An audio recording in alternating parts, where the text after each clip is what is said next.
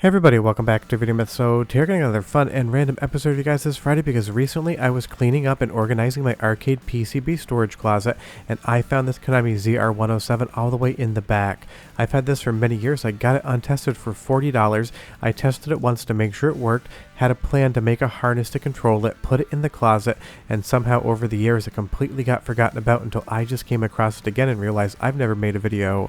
Before I get too far involved though, do me a huge favor, go down below, hit like and subscribe, and ring that notification bell. Definitely helps us out. And if you feel so inclined to want to support the channel, we got a Patreon link down below as well, and Patreon members do get to find out about all of these videos and what I'm shooting ahead of time. But the Konami ZR107 is Konami's first 3D arcade board that had texture map polygons. I've recently talked about the Polygonette board, which was basically just flat shaded polys, so this was Konami's first foray into proper 3D with full texture mapping. And I will say, even though the games on it aren't anything that you're going to write home about, it is so much fun to have these sort of things from a historical perspective, and to talk about what they did with arcade hardware on the 3D side back in the early to mid 90s. This is a fun board, the games on it are decent, and pretty much all of them are worth collecting in their own right. But this is the ZR107, I have no idea what it means. Konami either gave their board letter names, number names, or named them after different animals like cobra, viper, tarantula, things such as that. It is a JAMA board with a few extras on it. It's a dual PCB, and for the most part it is pretty concise. It's relatively large, but it is an elegant design. You're going to see here it uses a PowerPC 403GA processor. This is the first time Konami would go from Motorola 68000 technology to PowerPC. And even with their first 3D board, it was just a 68020 in there. But this is Polygonette Commanders right here, and that was their first 3D board that used a Motorola 68020. So it's interesting, for the longest time, Konami would pivot over to that PowerPC side of things and stick with it until almost the year 2000 and beyond. You will see here there's a ton of unpopulated areas on this board. It seems like they had planned on using this for more than just 3 racing games, but nothing ever came of it. And because this is an older style board, you're going to see basically a lace bag of chips on it, basically functioning in whatever means they need. Older arcade PCBs had a ton of chips compared to some of the newer ones, and you'll see here some of the program ROM as well, and there's so many different unpopulated areas. It really makes me wonder what Konami's plans for this board were, because they loved making new hardware and abandoning it almost immediately. Some of the code ROMs are going to be directly soldered onto the board, and others are going to be socketed. And you'll see here we have a Motorola 68000 for the sound CPU and the sound chip at the top there as well. It's a lot of fun to listen to this as well. I'll give you a sound sample in just a moment, but it's funny to see the Motorola 68000 going from processing just the actual game code to being in charge of the sound. It's like it almost got demoted there. And as we get around to the sound section as well, luckily, at least for right now, this is not rotting away, because that PCB riser right there, they're notorious for having leaking capacitors, dry capacitors, and just basically stopping their entire function, giving you a board that plays mute.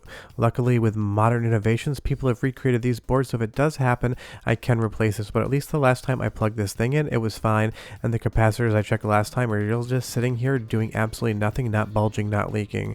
But I'm talking about the sound section, so I'm going to give you a 30-second sample of what this hardware sounds like, then we'll come back and talk all about the 3D innovations. But enjoy!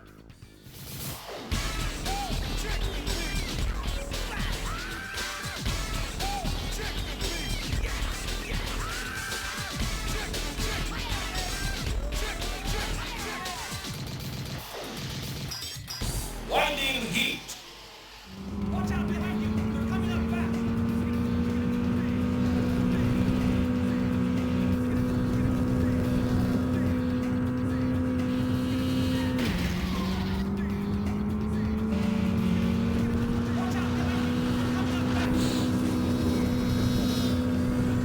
Nice audio for the air, nothing special, nothing too unique, but it is good. You'll see here that we do have this full JAMA edge, and there's definitely some wear on this board. It has been well loved, and luckily it did work at least the last time it came into my collection.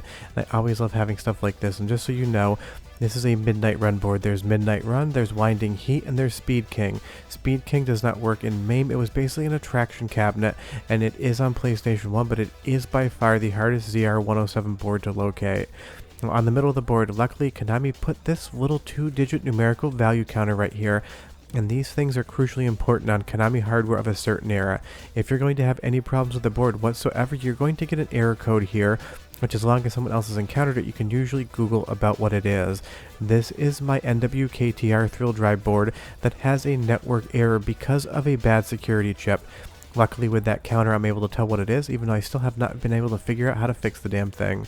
You'll see here that there's a 4 inline dip package, and you have a couple customs over here as well, but this is going to basically be the networking area where you could network 2 boards together. Obviously I'm not going to be doing that anytime soon. What you will see here, obviously this is a 2 PCB design, and we haven't gotten over to the graphics area whatsoever, which is the more interesting and unique part about this board. So we actually have to get underneath it. Pretty much all 3D Konami boards have at least 2 boards, some have 3, and if you get to Cobra, you're basically at like a 6-pack of PCBs all combined together. So to actually take these things apart and get down to the DSP board, you have to separate them. What I do with these old boards, because the plastic can be brittle, is I take my index finger and my thumb, and I hold the board down with my other hand, and I apply equal pressure in both directions until I can feel that connector slightly move. If it's not moving, don't force it, but you should get a little bit of a pop, and those connectors come apart so we can get down to the second layer of the PCB. And this one to me is the more interesting by far. It's going to use an analog device DSP or digital signal processor to lay up the 3D versus what you're used to on kind of like a 3D accelerator or any sort of modern GPU.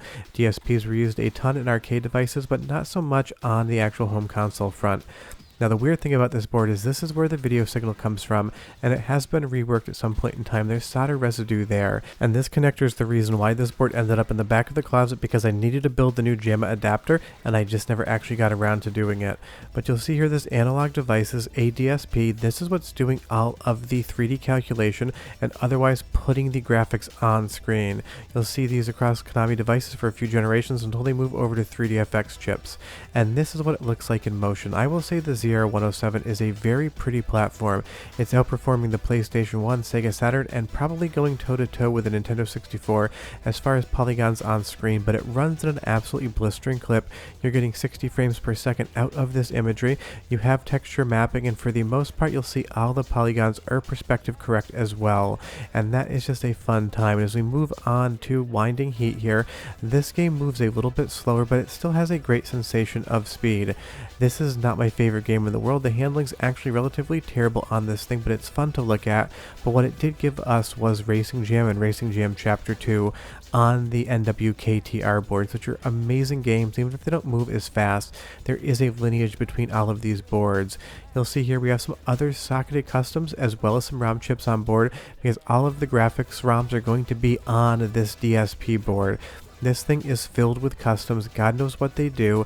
Konami loved putting new chips on board and basically just seeing what they could get away with design-wise.